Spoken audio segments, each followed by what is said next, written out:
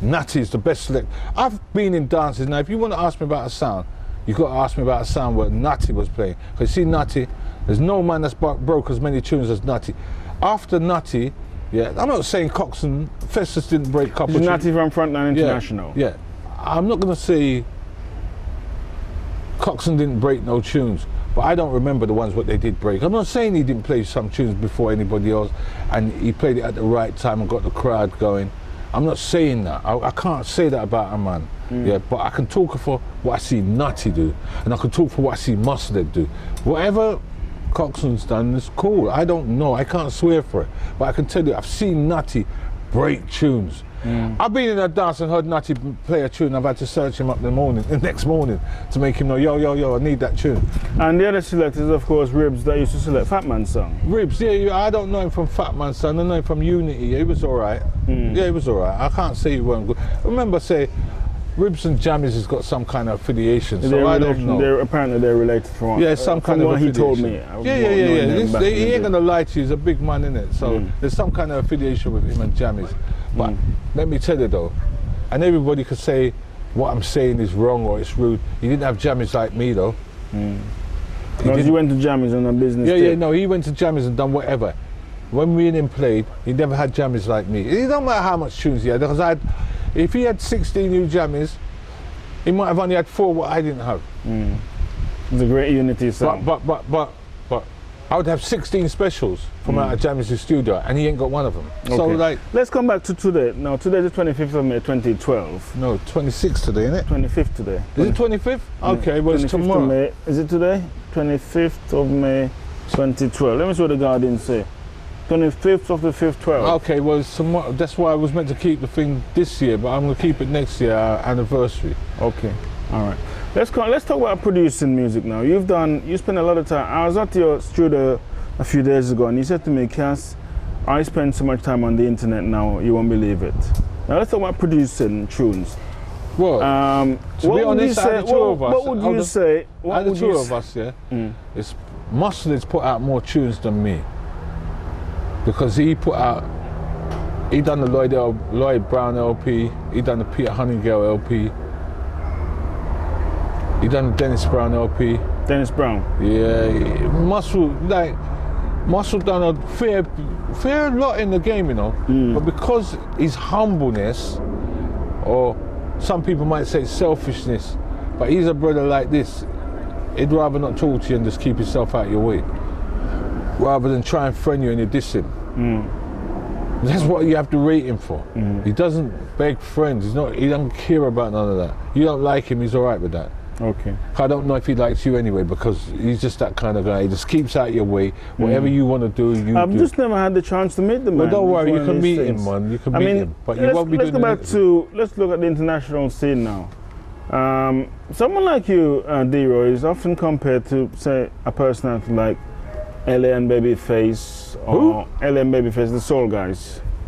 LA and Babyface, behind Bobby Brown and these. Oh yeah. Or even Quincy Jones to some degree, with a man with an ear for the studio. Yeah. How do you sit in London? I used to do engineering. I used to be an engineer, innit? I used to do engineering. I used to mix music. But you're talking about working in the studio? Yeah, man. And I had a studio for 20 years of my own. Right. This is the other day when I realised that my youths weren't interested in studios no more, so I got rid of it. I give it away. I didn't even sell it. I give it all away. I had 3 studios, enough equipment to build 4 studios. I just called some man them and said, "Yo, take what you're taking and go on." Okay. Now, show business have taken off in a big way with internet websites, and I know you have a deep interest in that area of life.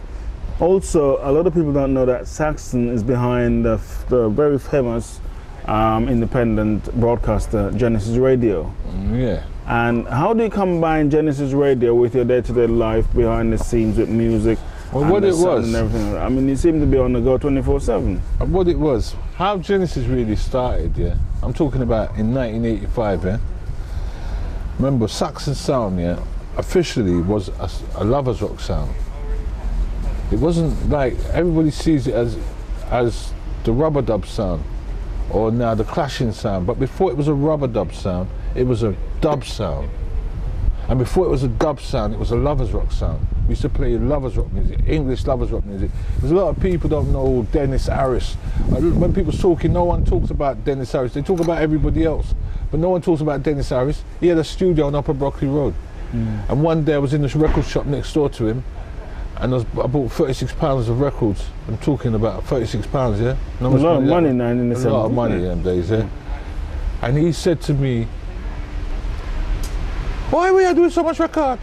I said, I got a sound. I was about 14 at the time. Him say, you have a what? I said, I got a sound system. Him say, you have a sound system? Anyway, he's brought me next door and brought me downstairs in his studio. When I've got in there, I've seen one of my brethren's brothers, Burgess. I've seen his big brother in the studio singing, like, fascinating. I'm you. Never been in the studio before in my life. So I felt really good that this big man brought me into his studio. And then, this was at the beginning when Saxon's just gonna bust. And we was playing lovers rock music anyway, but right on our doorstep, because Mustard used to live on Upper Brockley Road, he didn't even know there was a studio there.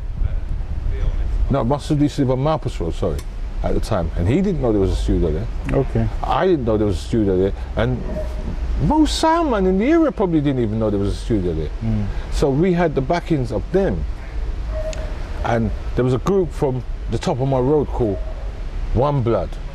Remember that group, One Blood? I remember them, yeah. Yeah. They come 15, from 15, 16, 17, One Blood. No, 15, 16, 17 come from Battersea, but yeah, close. I know them, innit? I know all of the artists they're from. Louise the Mark, Carol Thompson. Yeah, man. Look, check it.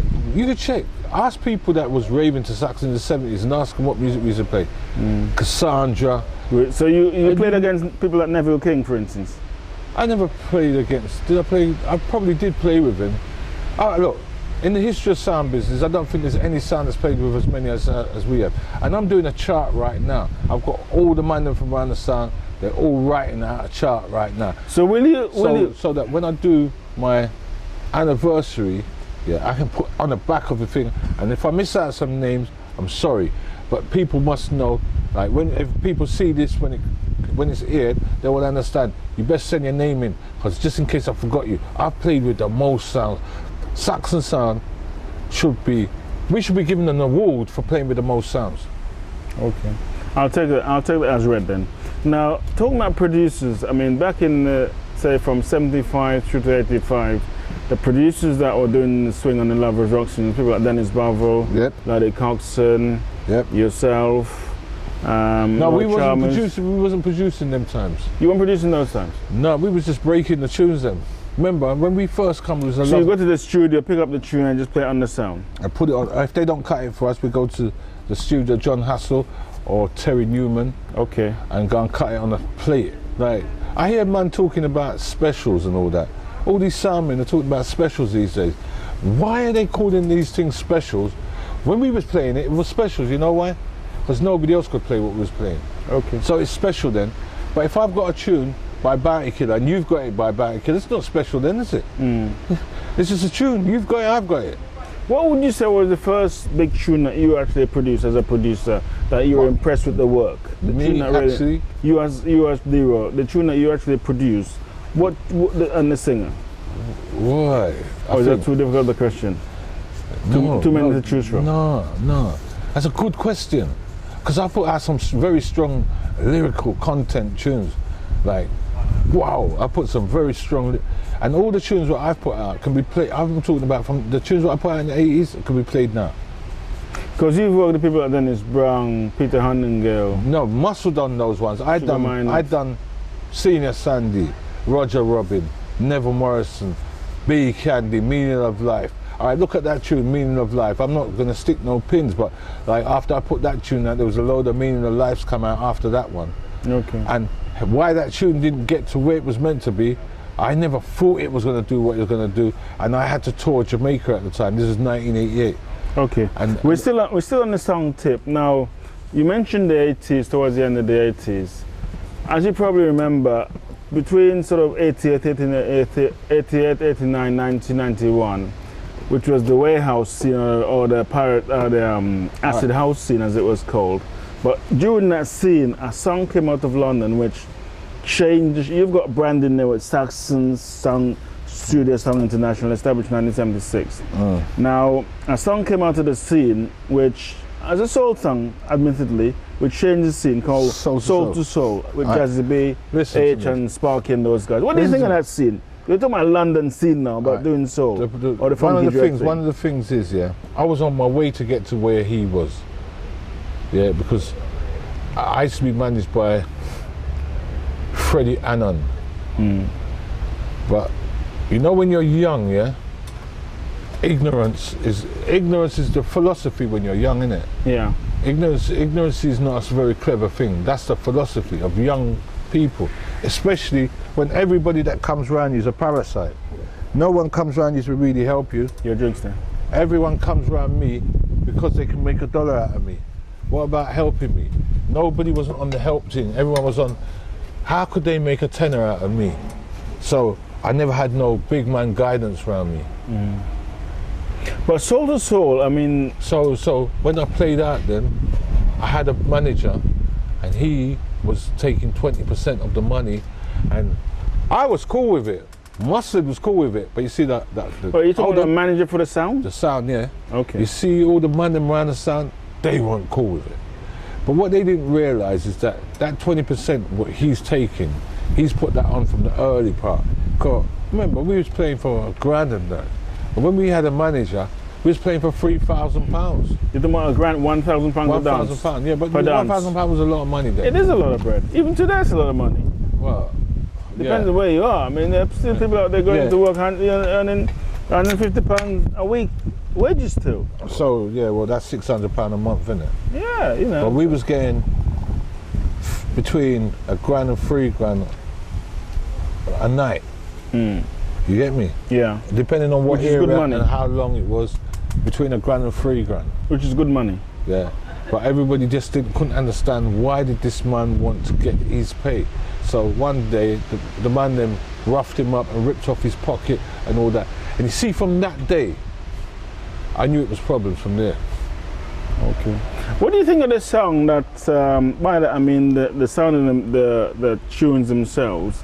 I don't mean the song system, but the sound itself, the flavor of the song that Soul to Soul used to produce. No, good tune. Well mixed tune. Good tunes. New idea. Did you see what happened? The whole world had to follow him. Because Jazzy B has a reputation for being a very creative guy, and it's very. You give Jazzy his respect, man. He made something out of nothing. And now you can see man walking around with long hair and the sides of their hair shaved or their faces shaved. And that's what Jazzy B brought to the game. Forget about funky dread thing. So it wasn't just a music thing he brought, he also brought a fashion. So you have to give a man respect for what he does, you know. Like me, I respect every man that does something. I just don't respect the ones that didn't do anything. So that's why I'm saying, like, be careful about who you ask me about, because I might have to be rude about it. Okay. Yeah, because if they've done nothing, what I can see. Let's spend a couple of minutes touching on rivalry, because I know that rivalry. We call it song rivalry now. Okay. Like who's that then? Well, let's mention a controversial name in your head now. Now, you had a dance a while back, back in the mid-80s at the Q Club with Saxon, and apparently, according to the street, you won the clash. But that was obvious. If you listen to the tapes, Saxon sounds nervous on the tape, although Festus sounds warm, but Saxon himself, Black Dread sounds nervous on the tape. And let me tell you what, before that dance, which is amazing to think about, because Dread is such a confident guy. I played with a sound from, I think they're from Brixton. Yeah, Tubbies. King Tubbies. Because you know lots of these sounds, they say they're from Brixton, like Coxon. Coxon's not from Brixton, you know that, don't you? Battersea and No. They're from Balham or somewhere like that. Yeah. They're not a Brixton sound. No, let me get it right, you know, because my sound come from Lewisham, you know. I'm not going to go and tell nobody I'm from nowhere else. I'm from Lewisham. So I don't know where these sounds come from, but I know this, yeah. In 1980, I want to make sure I get my dates right, you know. I don't want to say something with the dates wrong. I've played with Coxon and Tubbies. Remember, these are big man for me, you know. Big man sound. All right, Black and Dread's just a little bit older than me. He's about 3 or 4 years older than me. But he had that hand down to him. Yeah, he knows how we struggle to get our thing. Forget Tubbies, because Tubbies don't know me. I know about Tubbies because I used to lift boxes for Shaka. But I don't know Tubbies. Yeah, these are command them. Now I'm playing with them. This is why I don't want to play with them again, because they got some little dirty mind in their hearts. They're big man for me, and they haven't proved to the people that they can do better than what I want to do. But they always want to go around and talk rude about me. Every time you see them in the newspaper, they have to have a pick at me. I don't want to talk about them brothers. They're no ones to me. They've done their thing. I've done my thing. We're in separate leagues. I don't know what league they're in, and they don't know what league I'm in. But everybody knows what I've done. Can we talk about what they've done? What can you tell me they've done? I don't want to be rude about no man's thing, because I respect everybody that's got a speaker box and says he's got a sound system. I respect you for that. But let's talk about what you've done with your sound system. Because if you want to talk about what I've done with my sound system, yeah, we'll sit here for another 2-3 hours, yeah, because my history is bigger than everyone's history, isn't it? They've been around longer than me. Sorry, but by saying today was the 26th, I didn't realise that tomorrow's the 26th. But tomorrow, my son's been around 36 years, and I know in my 36 years, I've done a lot. Coxson's been around probably 50 years, 48 years.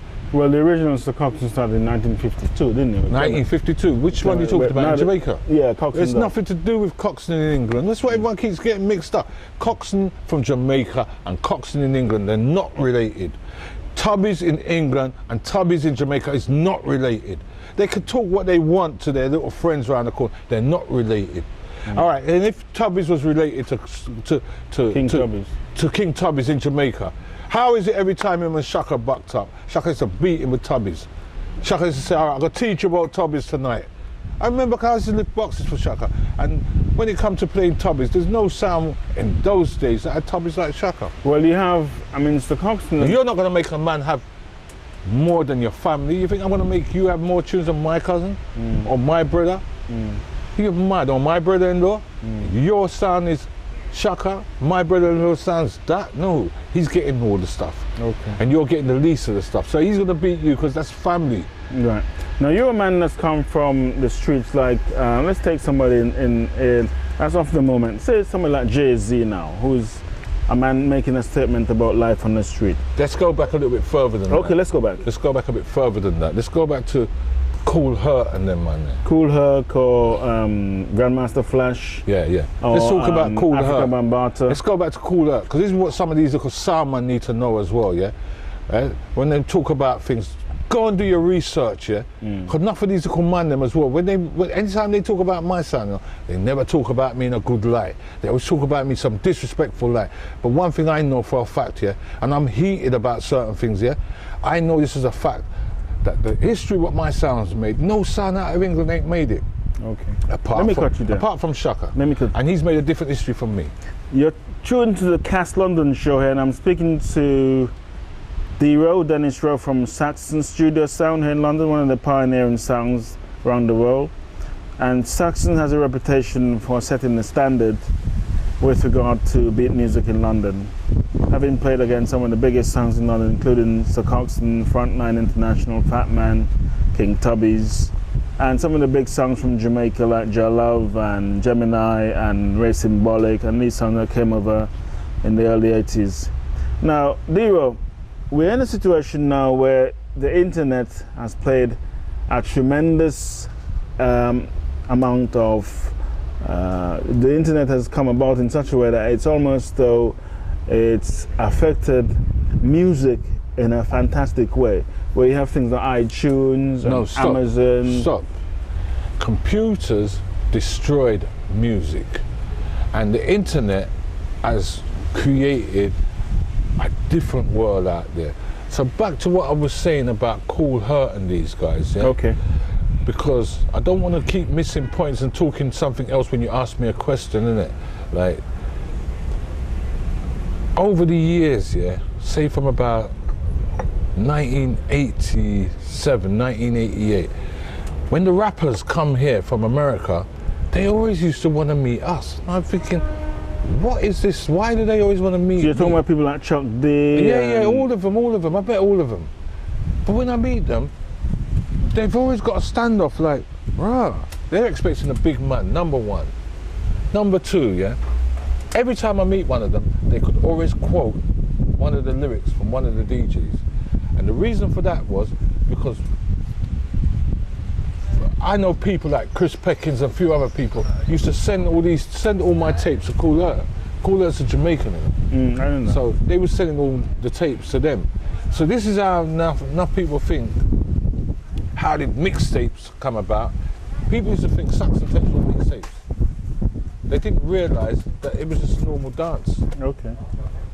So all these artists now used to listen to us and admire us from a distance. When I met Bobby Brown, even Bobby Brown said to me, "Nigga, why you didn't play my song?" Because he said on his corner, every jukebox had a Saxon tape in it. You know, like my history is very, very big. Okay. Like, and everybody wants to talk about their sound. And respect to a man, talk good about your sound.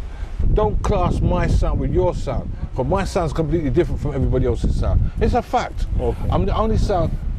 Listen to me. I was watching a DVD the other day and I was listening to Blacker Dread. And I'm saying, what is this brother saying, man? You can't say that. He's saying my sound is a bad man sound. I'm talking Coxon sound. And Saxon sound, I want English sound and rare. But no, we're playing the same music. So you can't say that. Because you weren't playing that what I couldn't play. You sold me all your tunes. So how are you going to tell me that your sound's a Jamaican sound and my sound's an English sound? We're both in England. Whatever your sound is what my sound is. But what it is, the man them are trying to find a way to discredit me because of what I did do and they didn't do. Okay. And they all do that, all of them. You're talking very controversial summer in politics there. No, it's not controversial. It's just speech what these brothers, people have in the streets. In Nottingham, in Brixton, in Birmingham. You don't think them sounds from Birmingham's got it in for me? You don't think them sounds from Nottingham's got it in for me? Wassifer and these guys. No, Wassifer's all right, man. Them man ain't, you know, these nicks, these little. Wassifer's been around a long time. He knows more. He's got more sense than me. Quaker City. Quaker City. Forget them, man. Them man are gone, man. And even if they weren't gone, they still can't talk to me in it. I'm not dissing no man, you know. I'm a very heated person because I like to get my point across. And my point, what I want to make across, is that go and check the internet. Because you just said to me the internet's done well and whatever it is. Well, let's check the internet. Let's have a look. What sound system from out of England it's got the most presence on the internet?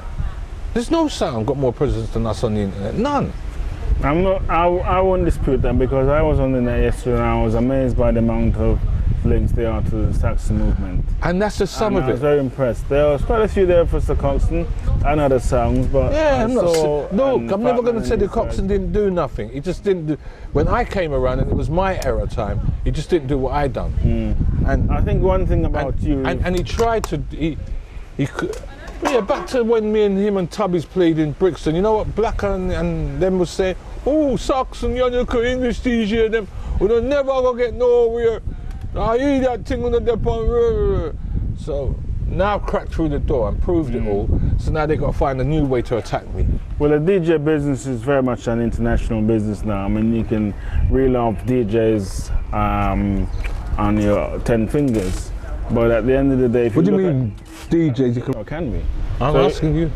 If someone was to come around with something unique, I mean, I've listened to a couple of those tracks on. All right, let me stop you. Why do you think UK music is so big now? Because it's a refreshing sound. I'm sick and tired, and so is everybody else. Dominance. Baby, I love you. Baby, I need you. Baby, I want you. And none of these artists ain't living that life. What they're singing. Okay. You didn't hear what Pass Out said. What Tiny Temper said. He said we'll bring the stars out. It's the biggest. It was the biggest tune in Jamaica, 2011. Because you were in Jamaica at the time when that tune was breaking, wasn't it? Yeah. The biggest tune in Jamaica. Yeah. It's still playing down there now. So it's played on all the sound systems and yes, played on all the sounds and the radio? Yes, man, because the man's actually got a grammar. You know, when you go to school in England and everywhere in the world, but just some people just don't understand what it is. They teach you how to start a letter, middle it, and end it. And that's what Tiny Temper's killed them with. He started his song, he middled it and ended it. Okay. What are the current DJs on Saxon, the Tipper Iries and Papa Levi and Rusty and Sandy? What are those guys up to now?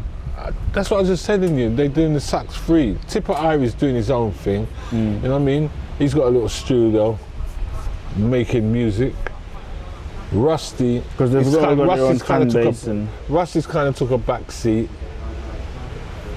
Colonel, he's doing a bit of recording. That's the sax free now. Colonel, Levi, and Sandy. Them three are doing music together. But again, like, all right, let's look at the truth of the thing then. So if you really look at this DJ world or MC world or whatever you want to call it, and ask yourself this question. Who was Sandy on Saxon? Who was he? I've stood up with people and they actually cunted him off. Like, he sounds like an English dictionary. But you know what? If you listen back to some of what Sandy was talking in the 1980s, it's not relevant now. So this is why I'm saying to you about the way how you write a lyrics is to begin it, middle it, and end it. So you were saying... Listen, Colonel done the lyrics called about somebody who I don't have no respect for. Let's just get that point straight as well. Colonel's done a tune about Martin Luther King. He's in the middle of having a deal done now in Japan for this song, what he done in 1984. So it shows you that your lyrical content, if it's something of substance, it will never go. Look, Levi's tune, My God, My King, released November, because I think I said 1982 on another interview, but I need to correct myself. November 1983, Rodigan was in a clash. No, Rodigan was in the clash in December, but the tune came out November 1983.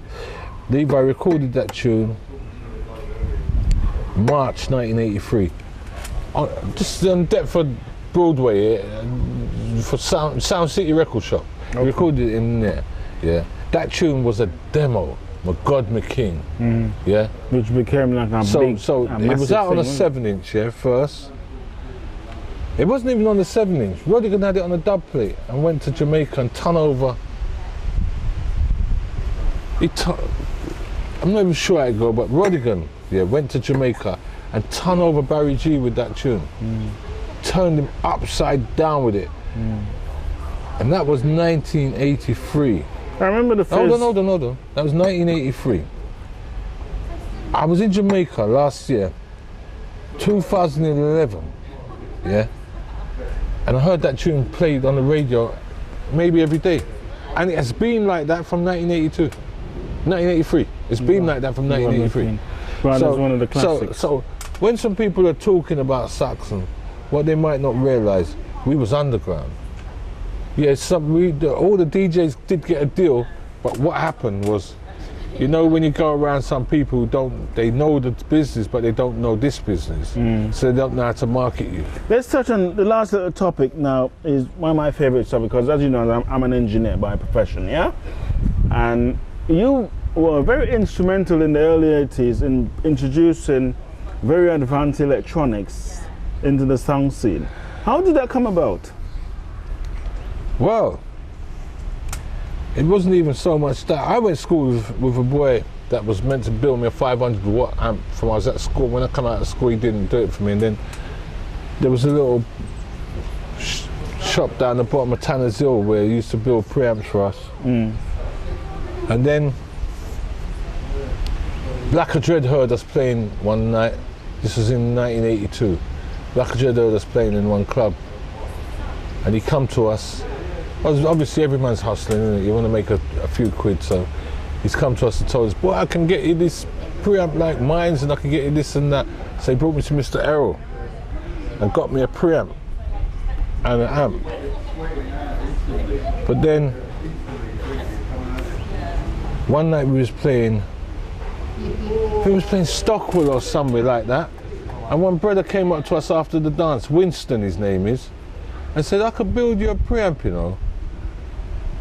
I was looking, you know, like this brother looked so simple. No, it wasn't. It was in Labatt Grove we saw him. He said he could build us a preamp, but he looked so simple. And like, it didn't look like he could do what he was saying. But you see, when I saw, Muslid went to his house and saw it first. And he said he could build this preamp. And I said, yeah, why not? But then the price what this preamp was, I'm talking about 1983 now, yeah?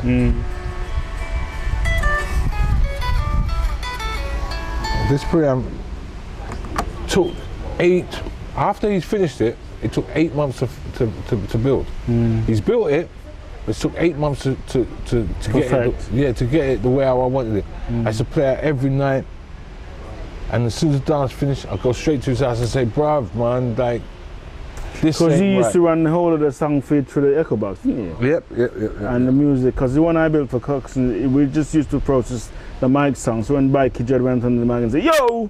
And then still the voice. But you used to process, you always was processing the whole of the music itself. So the feed was coming directly out of the preamp. And I had a biphase on my preamp, which they're building into mixers now. We can go into any one of the shops, any electrical shop now and buy a preamp, a mixer, what does virtually what my preamp would do. I thought in those days, looking back on it, listen to me, and it's a fact that it can do what my preamp can do. And my preamp was a blueprint. What anybody else wants to say, I'm telling you what the truth is.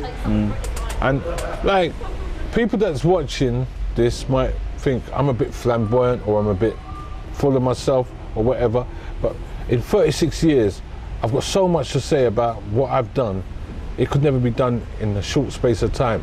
So I'm trying to get out as much as I can, because I don't want to waste your time, I don't want to waste my time, and I don't want to waste the viewers' time. Okay.